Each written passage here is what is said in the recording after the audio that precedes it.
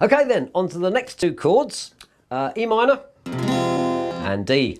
As usual, I've got a quick cheat version, a cheat version for the E minor for you.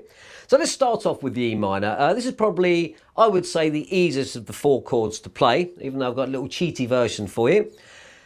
We're using all the strings here, which is nice, which is always useful. You don't have to concentrate on just hitting certain strings. And what we have an open, actually we'll build it up from the top actually.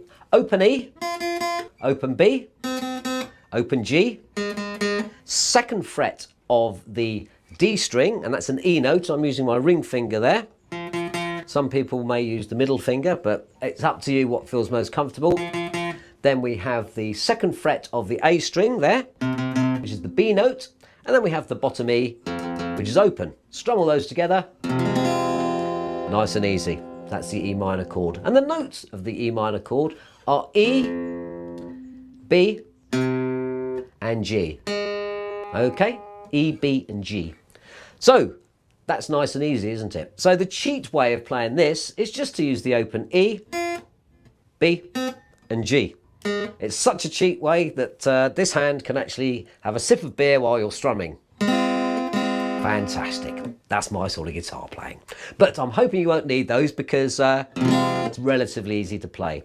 The more challenging chord, and I think probably the most challenging of all the four chords we're learning, is the D chord. It's difficult to actually get your fingers all into the frets, especially when you've got stubby old yokes like this, but we'll give it a go. And what we're going to do here, I think the fingering here is quite key. So we're going to start off with the second fret of the top E string with our middle finger, and that's an F sharp note. Then I'm going to use my ring finger for the third fret of the B string, which is the D note, and then I'm going to use my forefinger for the second fret of the G string, which is the A note. Then we're also going to hit the D as well.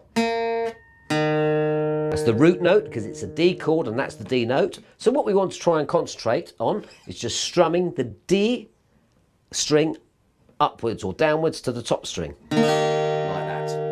If you do accidentally hit that A note, it doesn't matter because the A note forms part of the chord. It's very similar to the C chord. If you do hit that bottom E string that's open, it won't actually ruin the sound of the chord because that note forms part of the chord. However, if you wanted to hit the E as well, the bottom E string, horrible discordant mess, which you'll probably hear as like I do when I play live sometimes. But to start off with, accuracy. Very difficult. You might need to look and see, get your fingers in place or your right hand in place where you're strumming the chord. And there are the two chords you need to play.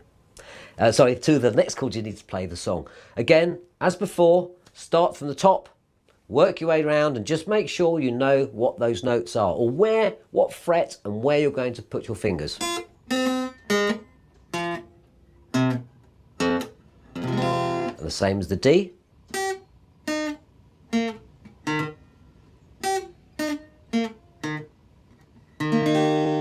Like that.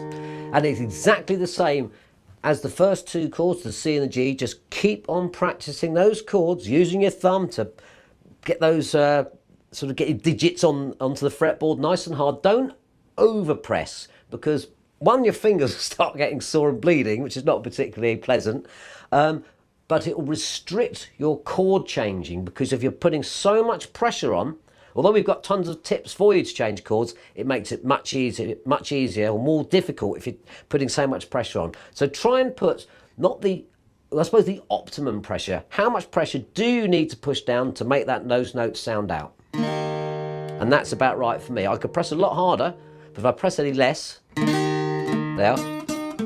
See, I've got a couple of notes that aren't sounding. So it's just finding that optimum pressure so that your fingers don't get tired and bleedy and callousy, because they will anyway because of all the practicing you'll be doing, won't they? Yes, Andy. So that's probably another major challenge.